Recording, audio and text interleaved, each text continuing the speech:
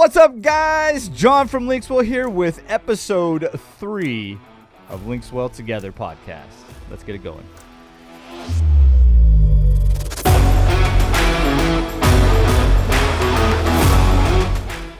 Hey guys, what is up? That's right, episode 3. Once again, thanks for watching. Be sure that you are subscribing, and if you check in the comment area there, we have a link for our giveaways, because we talked about how we are been commissioned to give away product and radios and whatnot. So yeah, check the links, click it. Even if you have already subscribed, we'll give you some other ways to get into the drawing, well, because we want to give stuff away. So make sure you click that. But today, guys, we are going to do an unboxing of a typical radio. What's in the kit? What do you get? What do you need? How does it work? Pretty much a basic, everything you need to know about what's coming in your radio. Is that right, Vic? Is that what we're doing? Something like that. Everything that's included in the kit. Yeah, I think you called it a kit content video. We're going to coin that term. We should trademark that. Kit content video. Eat that, influencers. We don't unbox things. We talk about kit content. There we go. Yeah, I think it does sound good, though. It is kind of... Anyways. There you go, guys. Kit content. That's what we're talking about today. If you want to know more about an actual install, we actually did our first live training last week. You can check that out. We install the radio in car at real speed. So you guys can check that out if you want to see kind of what it looked like to put an install in from plugs and all that stuff. Go back, check that out. But for today, we're going to talk about what you get when you purchase a LinksWell radio. Because as we've mentioned before, Vic, we're different. Because most radios, you're going to get the radio, and then you're going to have to go elsewhere to get the kit and the harness and the CAN box. You got to go elsewhere. You got to go onto this website, figure out what you have for that, and kind of walk through what you need. Antenna adapters. Oh, my gosh. I remember, like, early 2000s, the amount of antenna adapter shifts. It was like it was a Ford, but you used a Chrysler antenna. Like it was the worst. It was like no, that's not a Ford. Yep, nope. There's so many things and trying to figure those out. But for our kits, the content in our kits comes with all that stuff. So that's what we're gonna talk about today. Cool. Let's get started. Man, let's kick off with the first part, and that is the actual kit itself. So you can see this is our. I think this is a Gen 6 for the Ford. And what you can notice is it's 100%. Kit ready. What that means is you don't got to get an install kit. You're not trying to find something. You don't have to mount the radio into a kit. It's going to come all together as one piece, screen mounted, radio mounted. Everything's ready. The climate controls, if you got one that's got a climate control, all of your harnesses and plugs and everything's going to be set and ready right here. So as far as your kit, you're not cutting nothing. You don't have to try and make a double din fit anywhere. You don't have to worry about matching bezels. About the only one that's got any variant in bezel is the GM. Because we have those Denali rose gold wings. Right. So if you happen to have a Denali that's got the slight variant of color on the thing. But the rest of it, we're all matched, so you got to worry about all that stuff. So right out of the gate, you don't got to worry about an install kit. Right. That's my favorite part. Yeah, well, I mean, all of it's nice. Let's be real. Well, the thing is, for me, it was very refreshing, obviously, when I did retail and I was in the Bay. I didn't have to go through our pegboard to look for... That pegboard, yes. Slot wall. Oh. Yes. To look for, all the dash kits. So I have one. Do I not? Oh, what's this one? And so, this made it very simple, very easy. If it says it fits the years and it's within the range, then it was good to go. Yeah, and then I even remember there were different kits for even different trim levels. So it was like if you had auto AC, if you had this screen or that screen. And again, with us, if you've got a 15 to 20 F-150, whether it's got the 4-inch screen or the 8-inch screen, or even the super stripped down dot matrix no screen on those fleet trucks, our dash kit fits the whole gambit. So there's no like, this one's only for auto or this one's only for that. We make our kits as wide as possible. But besides the simplicity of the actual kit itself, what else comes in the kit, man? Show us what else we got. We talked about what people get when they buy a LinksWell radio, and I think that beyond getting an innovative piece of electronic equipment for your vehicle, you're getting an entire support system, an entire support team, which to me, right, it's priceless, because it brings value to this whole, tablet style radio replacement for your car. And if you're stuck, if you have questions, we're a phone call, a text message, or an email away. Feel free to reach out. And I think that alone is priceless. We are priceless. We are priceless. 100%. We are a gift to I can't even say that with a straight face. But you're not wrong. You're not wrong. I remember there were a few companies when I was in the Bay that were probably my favorite to contact because they had some of the best tech support. You know who my favorite was? I don't know if anybody of you guys will remember doing cruise controls. No. Oh, man. Old school cruise controls where you had to, find vacuum and VSS and TAC and all of this, right? And you had to, create the whole connection onto the throttle cable, right? Well, then you would get, there was that shifting transition at one point where we were going away from vacuum, leaning into electric, right? And then there was another shift that went from, cable-driven throttle to wire drive-by-wire, right? So, you have all these cars, within, a 6-year bubble that you could be doing a gambit of things. And I remember Rostra, it wasn't actually Rostra then, it was, what was the name before Rostra got him? I can't remember, but their tech guy, Thomas, that dude was the most down southern, but that boy, you call him hey man, so I'm looking for VSS on, and you give him any car, he'd be all right buddy, what you gonna do? You're gonna reach your hand right down there, you're gonna turn around. The dude would describe how to put your hand down to find the harness, and I was I always knew. He would cruise control you there. He was there, he was all right buddy, and he was always just super happy. I think he was probably my favorite tech support rep ever dealt with. I just knew if I had a cruise control to do that, if I couldn't get it, Thomas would take care of me. Did you ever call him just because? Made up to talk? Made up the car's not even there, but you're hey, I have a question on this car, just to hear him out. No, I didn't. I probably should have, though. But yeah, he's super fun. Anyways. Yeah. Yes. So, you held up a Ford, and you talked about, the dash bezel and everything. And that happened to be a Gen 6. So this is an XL RAM, you guys. And I just want you to see how impressive this is. It's the entire panel, factory fit and finish. It has the matte black with the piano finish on the top, and the only thing you're pulling out of the factory bezel that you're going to be pulling out is your vents and the switches down at the bottom, which stay intact. But look at this thing. I don't have to look for a dash kit. It's already here for me. Yeah, and we know it fits well. That's one thing too. I remember so many of the bigger kits, the bigger they got, because they would just snap in or something, they didn't fit right, or the color was off. But our kits actually are quite well developed when it comes to its fitment. It's designed to look factory. In this one, since obviously the top part, the screen pushes into the top of the bezel, you even get a new, rubber piece to insert in there. What would you even call that? A rubber mat? Rubber mat? Oh, rubber mat. I like it. Rubber mat for your pens or whatever you put in there, right? So, dude, I want to know. Okay, this is a comment thing. This is one of those, this is a podcast thing, right? Where I ask for people to give me insight. I'm doing a podcast thing right now, guys. I want to know, what is it you put in your little rubber mat tray?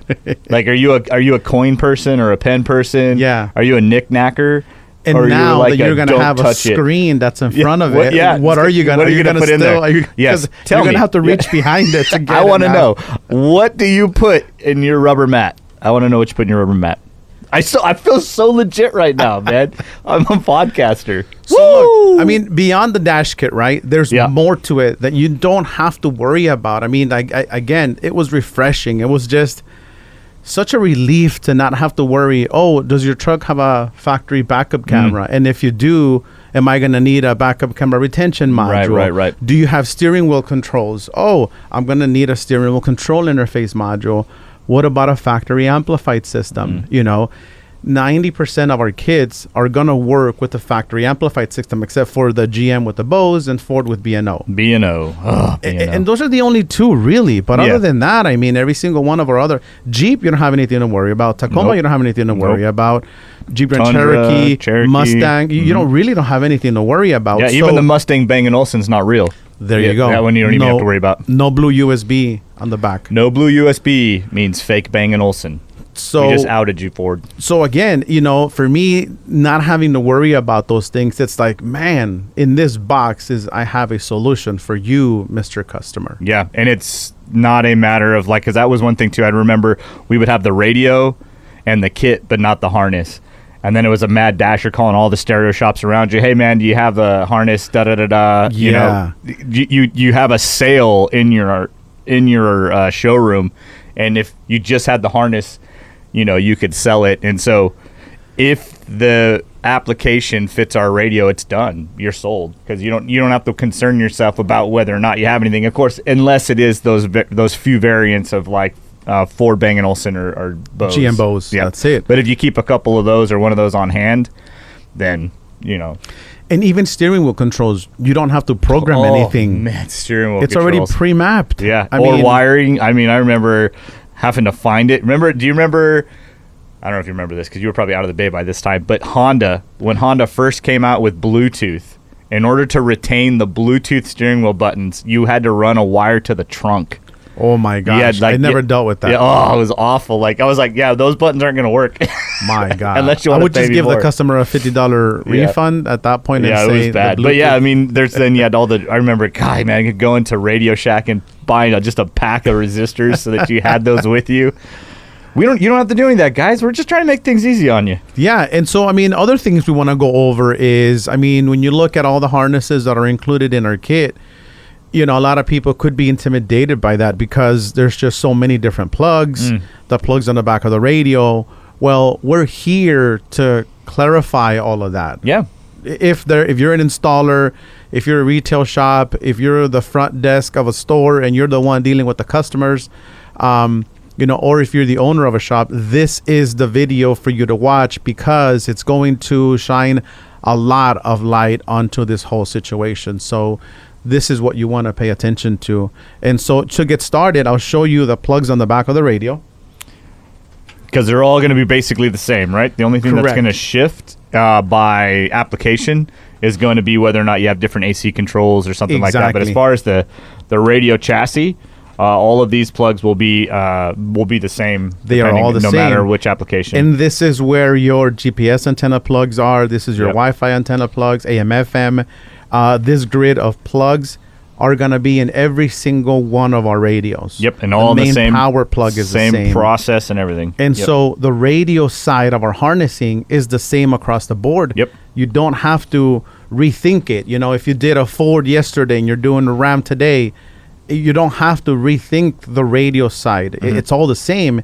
And what I'll do is I'll show you the main power plug. And so this is another thing that will sort of be not vehicle specific, but will vary depending on the cars. So you have remember, you don't need a harness. The harness to get your power and audio is already pre-wired for you from the car to our radio. So this is your power speaker plug. And then the only other thing you need really besides these two plugs is the CAN bus plug, which is what's going to handle everything else for you. This is what's going to handle the ignition 12-volt turn on, because all you have in the back of these radios is a constant 12-volt out now. So all you really need is these three plugs, and the radio will turn on and it will play. Yeah, it'll play, and then pretty much all of them nowadays, the steering wheel controls are CAN bus, so like reverse triggers CAN bus, turn signals CAN bus, all the dimmers CAN bus. So all of those other variants that you may need to wire up to an interface, our CAN bus is going to give all that data straight from the box, all like you said, just plugged in.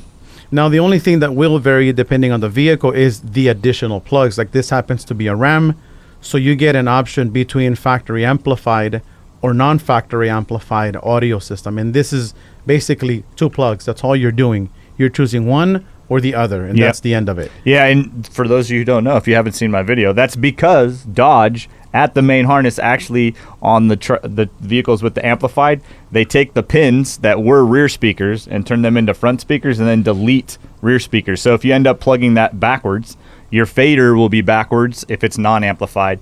And then if it is amplified, then what ends up happening is the only signal your amp is getting is what's going to the rear. So chimes and navigation and all of that stuff, Bluetooth, those audio signals go nowhere because there's actually no signal. So that's actually why we have that on this plug, is so that you can plug it into amplified or non-amplified. Right. And so, everything else, there's some additional wires on here that are labeled SWC1, SWC2.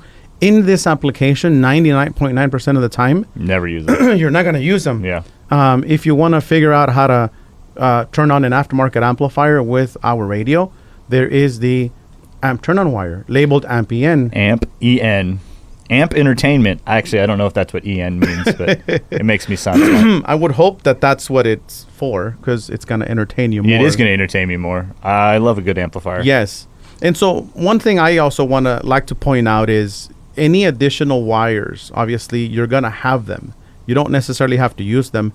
But what I'd like to do is, yes, they have the gel tips on them so that they don't cause any problems and they don't short out. Right. But just, a preventive measure, it would be a good idea for you to keep the gel tips and then just tape them together, just so that once you're shoving all this back into your dash after you've plugged everything in, the gel tips don't fall off and they stay intact. So I'd like doing that just because it's just added precaution. Sure. Sure. So besides the main power plug, the other plugs, which is going to be pretty much the only one that will look somewhat different among the kits, because the Ford plug is different than it's because the car side's a little different.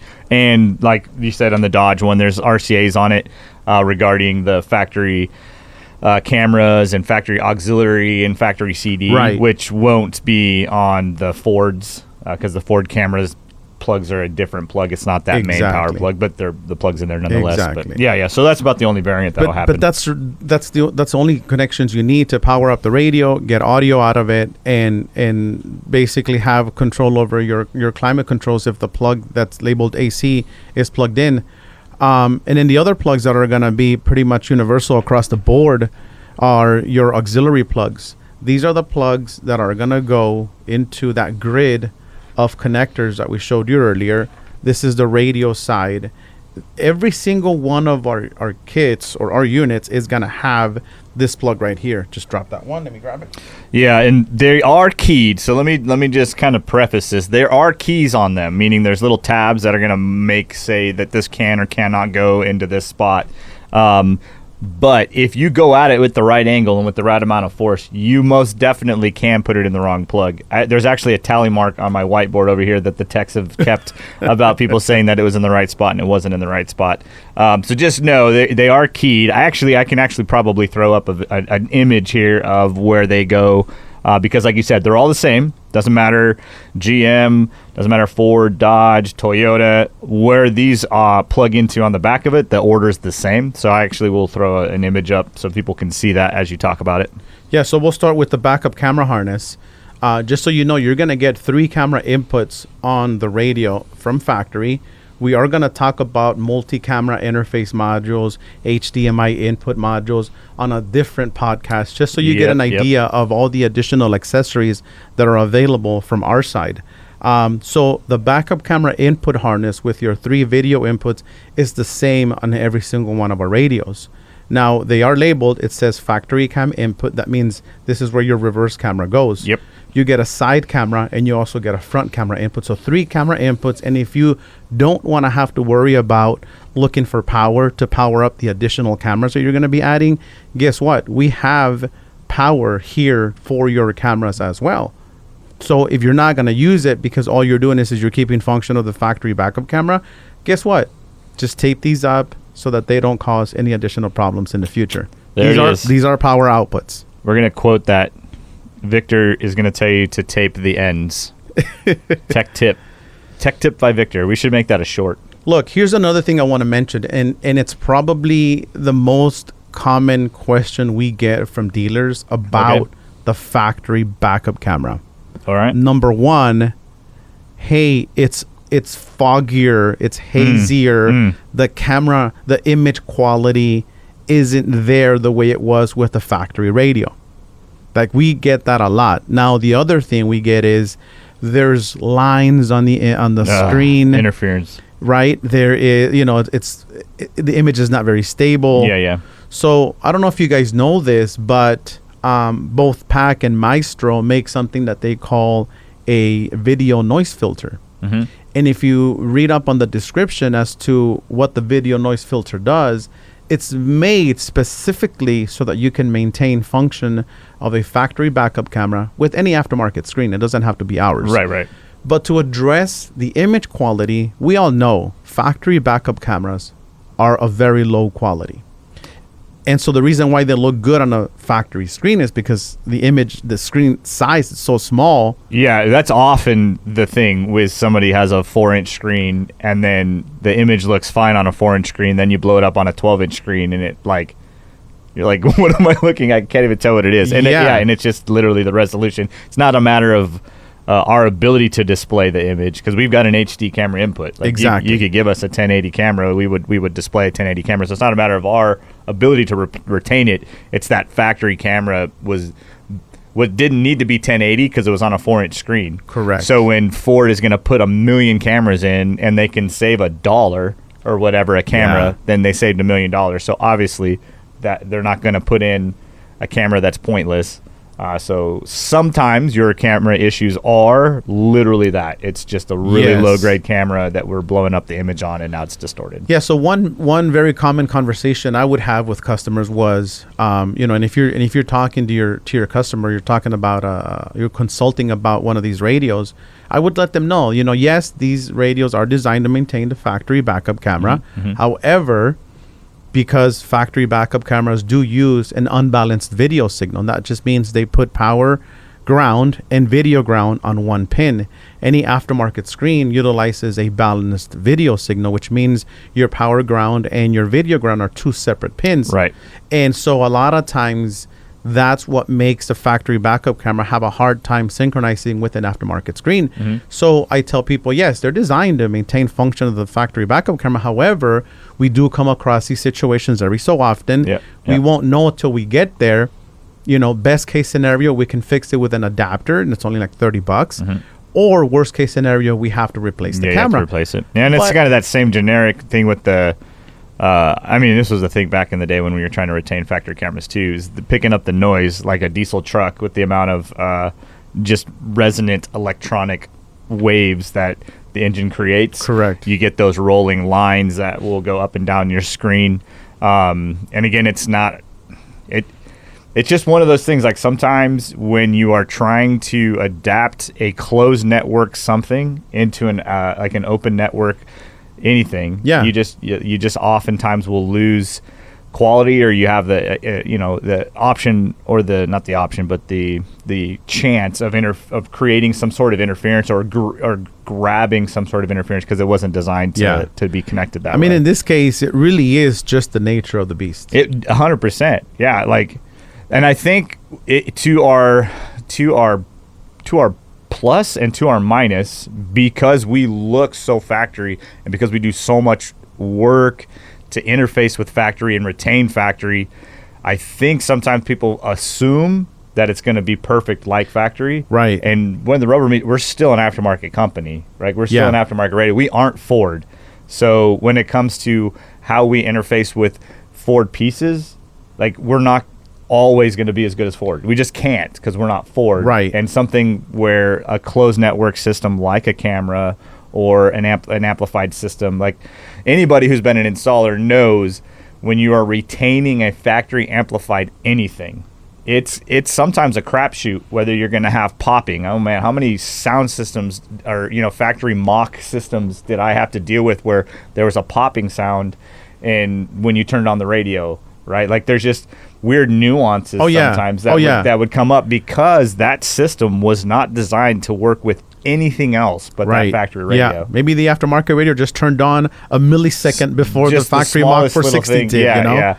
But that's just kind of the nature when you're dealing with a closed network, something that was created just to talk. These two things were supposed to talk to each other, and now we're trying to bring something else in there. Yes. We do, I promise you, tons and tons and tons of R&D to do our best to get that. But sometimes, we will we'll get in a line of 150 cars and 149 of them will have absolutely no problem. And then there's, like you said, there's that one where the camera image is got a roll in it, or, you know, is like sometimes it grays out and loses the color and stuff like that. So, yeah, but we do definitely try our best. But like you said, you know, this is kind of the nature of the beast. Correct. I mean, that's just added information when it comes to the backup camera input from, you know, these vehicles. But there's your backup camera input harness. You're going to have this one in every single one of our kits. The other one that obviously is very common and you're going to have in every kit is your RCA preamp output harness. It has front, rear, and subwoofer outputs as well as your microphone plug. Right. So which means you have to use that every install, even if you're not doing amplifiers, because you have to plug in the microphone, because we do not retain the factory microphone, because we don't have a microphone on the face of the radio. You have to install our microphone. There's a reason behind it. There's probably a whole podcast worth of complaints about the fact that, you know, microphones are not all created equal. I know it seems like it should be a simple thing. Yeah. That's why there's companies out there trying to create adapters to retain factory microphones. Yes. Because these factory microphones do more than just Bluetooth and stuff like that. So, two things on that. One, because we just talked about how our kit, right? One kit works across all the board of whatever Ford it is, right? High level, mid level, low level. We can do all of that. So to make our kits as widely acceptable, right? So being that there's going to be different microphones even within the same Dodge truck that would require different things inside our radio means now if you want to retain stuff like a factory microphone, we'd have 5 different SKUs for the same model vehicle just because of the nuances and the differing factory things. And then if something was to ever go wonky with Bluetooth or a microphone issue, we lose our quality control because it might not have anything to do with us. It might have something to do on the factory side. Correct. And we would have no way of really rectifying that. So the inconvenience it is to install our microphone is actually us trying to make sure that we can guarantee that your system's going to work well. Yes. So it's not us being lazy or... Well, the thing is, you know, everybody goes, oh, why can I keep the factory microphone functional? I know people would like to hear the answer yes, right? But if we said yes, and then we said all you have to do is, number one, find the factory microphone wiring, dissect it, redo the plug on it so that it fits a 3.5 millimeter plug, stereo plug to go into our harness. And even then, because the factory mic has parameters that are made specifically for the system that it was built for, it may work better, it may work worse. Yeah. Or not at all. Or not at all. Yeah. And if you ever want to go back to your factory components, you have to undo all of that. Yeah. But you could keep it at that point. Would you still want to keep it? You know what I mean? So it's like, I know people want to hear the answer yes, but the fact is, but that's what you said. There's companies out there that are making adapters. Right. And I've not tried one. So not yet. I can't say whether it works well or not. I just know, been here from the get-go, like I said in episode 1. Yeah. So we have attempted to retain microphones on multiple vehicles, and it's just not worked, and it's not been because we don't know how to wire it or we don't know where the pins and all that stuff is. It's just they're doing other things. Now, you can be, like I've done a couple of our install videos where I've taken that factory microphone out and then put our microphone in the location so it looks factory, but it's our camera, or not our camera, our microphone. But all that to say, this yellow plug with RCAs, even if you don't have amplifiers, make sure you use it, because you definitely do have to install our microphone. It most definitely will not work with the factory, and there is most definitely not a microphone on the face of the radio. Even if there's a hole that says mic, it's fake. It's not there. Use the included mic. Please. All right? Please. Now, don't be that guy that leaves harnesses out just because the guy's not using the TOSLYNK fiber optic out. I hated coming behind guys like that. You know, plug them in. Yeah, just leave them back in there. You know, this guy's going to one day either sell the truck and someone else is going to take over and they're going to want to use the output. The plug's not there. We get calls of people that, it's not missing. And to be honest, the only application that sucks to keep the extra plugs in is the Jeep. Yeah. I bet anybody who's put a radio in a JL knows that it sucks to put a radio in a JL because the dash is just so shallow. That is the only one that has like issues with space. The rest of them have like a gaping hole worth of you could stick a subwoofer in the back of the dash on some of these things when you put our radio in. Yeah. So there it is. Preamp RCA harness out with microphone plug. Make sure you use the included microphone. The other harness that is universal is this one with the white plug. This is your USB input. This is if you have a thumb drive with music, videos that you want to listen to, or your library on your computer, you want to put it on a thumb drive. We can handle up to a terabyte. Yes, we can. Input. Yes, we can. Make sure that it is a solid state. Otherwise, that disk is going to be spinning forever. Yeah, or it constantly loses it. Yeah, anytime you have a standard hard drive, it's got to spin. Especially the bigger the disk, the more power it takes to spin it. And sometimes the radio goes, I can't do it. Yeah. And the other thing that's really good for that too is our USB DVR. There you go. Yeah. Yes. It's perfect spot for our USB DVR, which is another one of the accessories that we'll be including with the other. We'll do another video. But yeah, this is universal. I mean, you're going to have that in there. And it is long enough for you to run it all the way to the glove box. Yeah. I mean, if you want to get creative and buy yourself a flush mount USB extension port, that's always an option. Yep. But I mean, there it is, two-sided cable.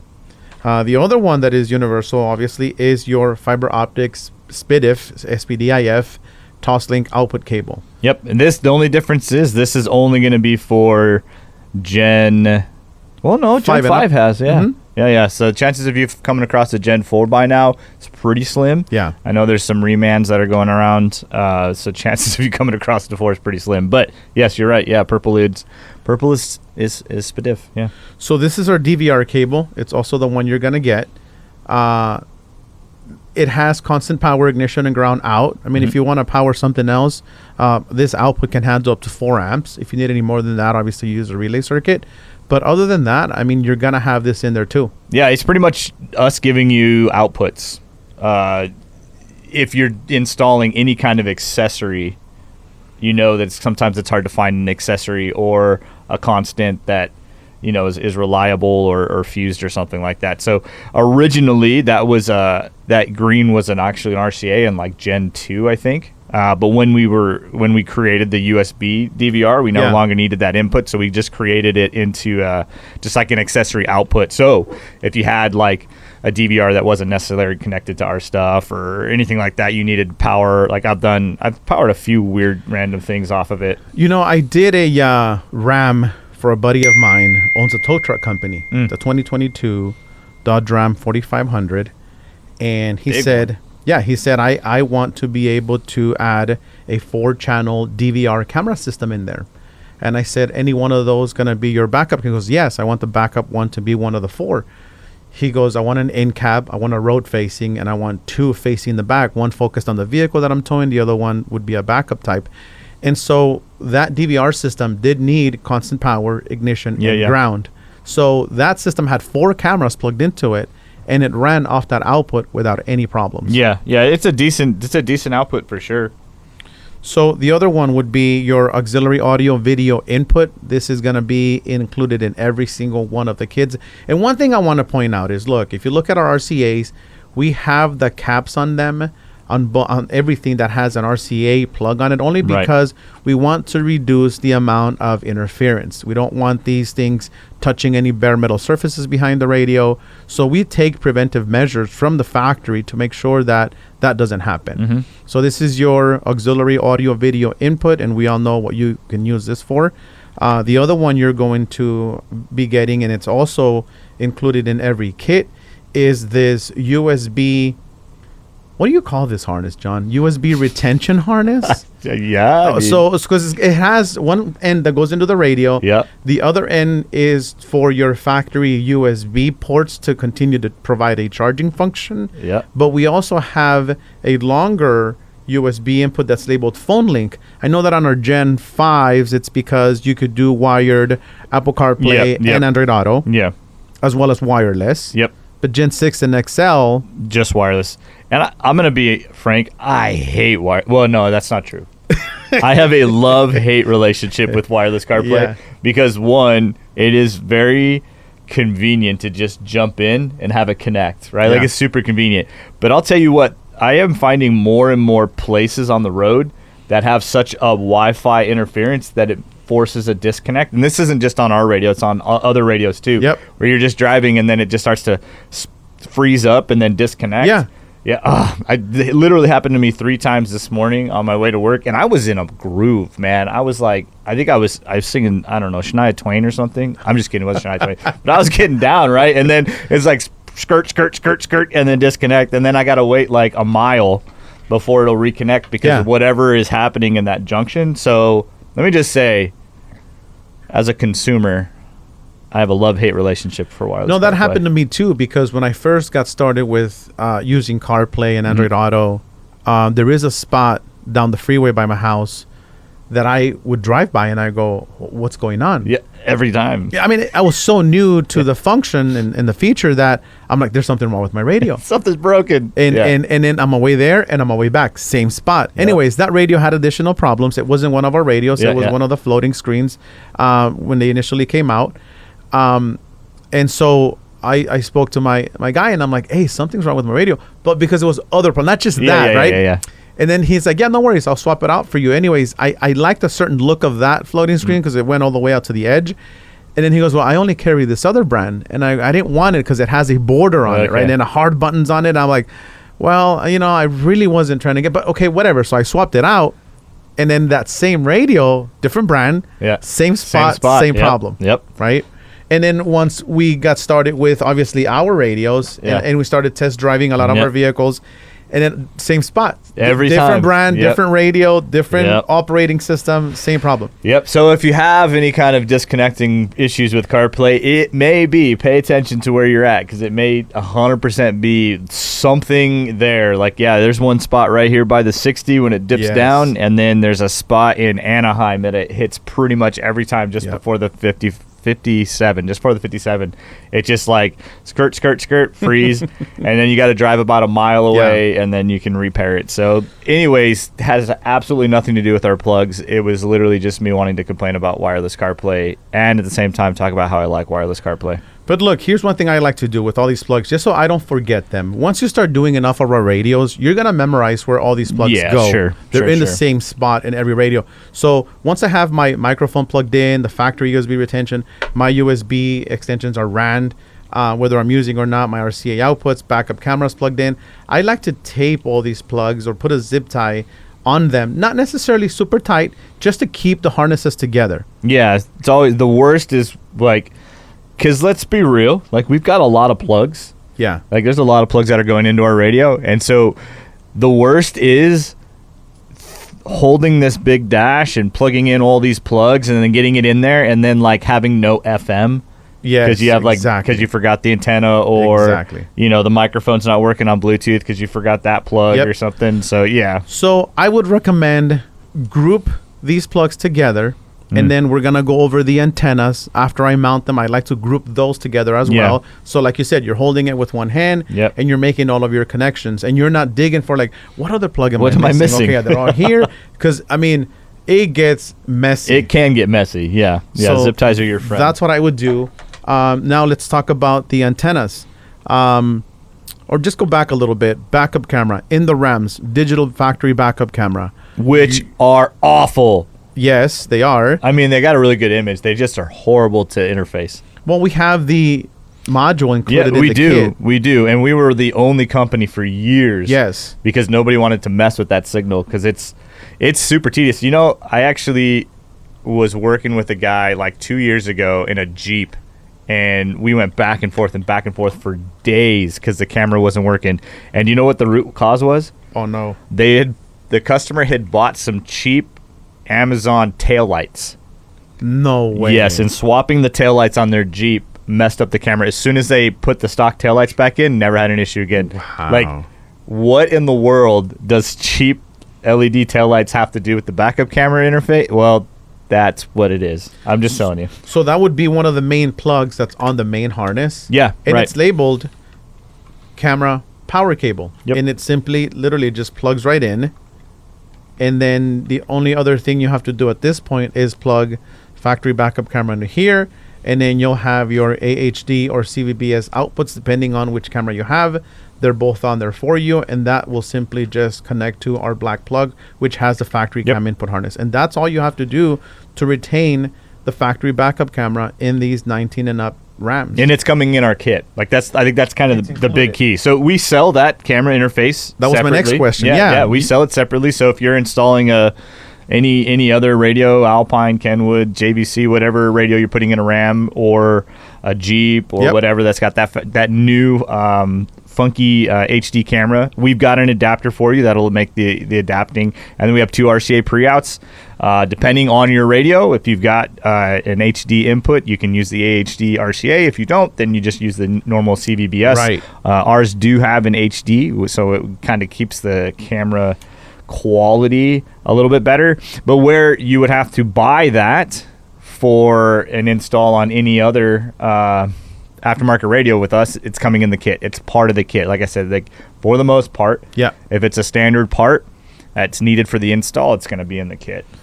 No third-party integration modules needed here. We are links. We are what's the word? Apparently, my brain's not braining today. We are. Oh, where is it when you don't let people in? Exclusive. Yes. We are exclusive. All inclusive. All inclusive, exclusive. We are. We should do like a whole marketing ploy where we're like inclusive or exclusive or whatever. It'd be like, we are LinksWell, and then have some I don't know. I see like a lady sipping wine in a very elegant place. I don't know. Thanks for the mental picture. There you go. So LinksWell. So next, besides the AM/FM antenna adapter, which will match whichever antenna you have in your vehicle. Correct. You're gonna also receive 4 different type of antennas, depending on the radio. Yes, if it's a Gen 5, you'll have 2. If it's a Gen 6 and XL, you'll have 4. Because Gen 5 doesn't have the 4G LTE function, so that one also comes with 2 additional antennas, your GPS and your Wi-Fi. But 4G LTE requires 2. They have the same plugs, purple plugs, and they're labeled 4G. And I mean, they work well under the dash. Yes, if you mount them outside, it's better. But I mean, we've gotten cellular signal in here with the antennas plugged in like this. Yeah. And if they work in here, they'll probably work better in the car, even if it's under the dash. The Jeep, I think the Tacoma, you have them on the windshield, but the Jeep, they're behind the dash. And I haven't had any issues with that and I've done Jeep. That just because I go, let's see what happens. Yeah, because we like to try things out. Yeah, I've ran them to the A pillars, and they don't necessarily have to be separate. Right. They could be next to each other under your dash, like this, or like this, whatever. Just find a good spot for them. You can keep them next to each other, and these are your 2 4G LTE antennas with the purple Fakras. Plugs, whatever people like to call these. I always feel like it's a dirty word when I say that. I always feel like I'm going to say it wrong, and someone's going to be like, "Oh my gosh, he cussed on YouTube," and then we're not going to be able to, we're going to get banned. That video's going to get banned. GPS antenna, everybody knows. Yep. Right. And just an FYI on GPS antenna, most factory trucks have the factory GPS antenna, and most of them will plug in. Some of them work great. Some of them don't. Some of them work better than ours. It's a crap. Shoot. I'd rather just use this so that I don't have to deal with it. I'm in the same. I'm in the same. You put in the radio. I'm like, wait a second. I'm not getting GPS. Oh, I used the factory GPS. Yeah, exactly. I should have used this. Yeah, and that's just put it in. Yeah, it doesn't take away or give you anything. It doesn't have to be outside the dash as well. Just can't be under the metal. Right. Yep. You just got to make sure it's above metal. And then the next one is your Wi-Fi antenna. Which is required. Yes. Because even if you don't plan on using Wi-Fi, that is how wireless CarPlay works. Correct. So if you don't have that antenna in, then your wireless CarPlay will disconnect a lot. And my thought behind this antenna is it's only between your radio and the phone, whether it's CarPlay or hotspot. So this doesn't necessarily have to be exposed. You don't have to worry so much about its location. Yes, it's nice if you clean up the spot with the prep pad and then you wipe it down and you stick it. Yeah, stick it down, but you don't have to be too crucial about, is it going to work because it's under the dash.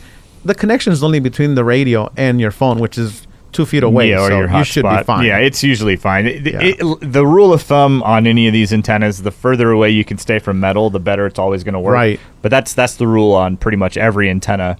Metal blocks reception. So keep it away from metal best you can, and you'll be fine. Yep, that's it. So the other pigtail you're going to see coming off the back of the radio chassis, I happen to have the extension here. Obviously, this is on our circuit board, and this is a strain relief plastic, but you're going to see this pigtail coming off of it. This is the SIM card holder, SIM card tray, SIM card carrier. we got to come up with better terms. Yeah. Like technical terms. Well, it's the SIM card holder. Yeah. And all you need to do, if you're going to add a SIM card, which we talked about in our initial or previous channel, our second episode 2, we talked about it. Yep. So then all you really need to do is you're going to have inside of the kit a frame that's designed to fit the SIM card. But if your SIM card is new, it comes with those 3 different sizes. The SIM cards usually have the different pop outs. Yes. Yeah. So just make sure that this one is not the small one, it's the medium one. So all you have to do is slide the tray over and then lift it up. The plastic holder basically clips down and out. So then all you're doing is you're laying down the SIM card on the tray, you're putting the flap up, and then you're swiping it, or you're putting the flap down and then sliding it up to lock it in place, and then just close it, and that's it. That's all you really need to do as far as the SIM card goes. Yep. And just know it's only about 3 inches off the back of the radio. So if you are planning on an install, I would talk to customers first and see if they want to do a SIM card so they can get the SIM card first. That way you don't have to pull it out. We did attempt to try and extend it to get it further out so that you could stick it in like a glove box or something like that. With electronics, distance creates resistance, which changes things, especially when you get into something as high data as a SIM card. And exactly. So this is as long as we can make it, and it still work. So that it is what it is. Some cars are easier than others to get to. Right. But just good rule of thumb when it comes to, if you're selling a customer on one of these is to set up that SIM card beforehand. And on the SIM cards, you actually got connected with a guy where we actually have some SIM cards that we can send out.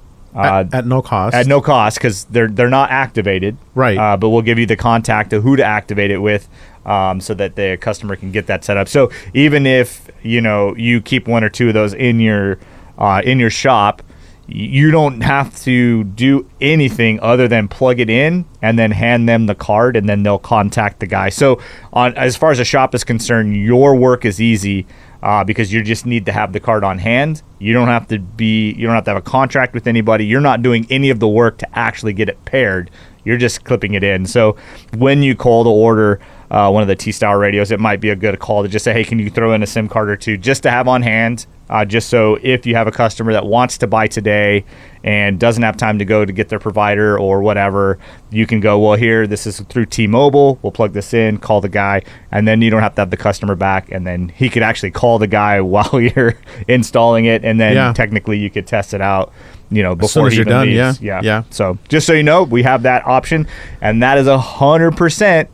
Because as we released this and we talked about it, just kind of the growing knowledge of SIM cards and what we could do to help make sure that you and your customers are taken care of, we wanted to go the extra step and not say not it, call somebody, but we wanted to try and find a way to make selling our product a little easier. Right. And that whole SIM card activation process, hassle-free. Yeah. I mean, I've talked to people who have gone to like 4 different stores and they don't know what a data plan for a bring your own device is because everybody wants an IMEI number. And we talked about that on the previous episode. Yep. So you'll get that information there. But we're trying to make that process hassle-free for both you and your customer. Yep. Agreed. Cool. Well, that's pretty much all our plugs, right? I would think so. Yeah. I feel like I have so much more to share with. No, that's pretty much the gist of that's the kit content. Yes. Kit contents, not content, contents. There's an N in there. Yes. Yeah, contents. You get your radio, get your bezel. Again, like the RAM, it actually has screws that go on top, so your bezel's actually screwed in. Our Tacoma has actual Allen keys that go in the front into the factory metal brackets. Our Jeep has got 4 Allen keys that mount into the brackets on the dash. The Ford has got screws up on top. I think pretty much every radio, the Tundra's got 2 blanks that you pop out, and you put 2 10 mils in there. So one thing that is always been, at least within my experience with a lot of dash kits, is the reliance on just clips or just cheap plastic brackets that just never, man, the amount of brackets I broke, you know, and or like and 100%, I get it from a manufacturer's side, where they would make one bracket that fit like 6 vehicles, and so you would have to break tabs, you know, and I get the premise behind it 100% on the manufacturer side.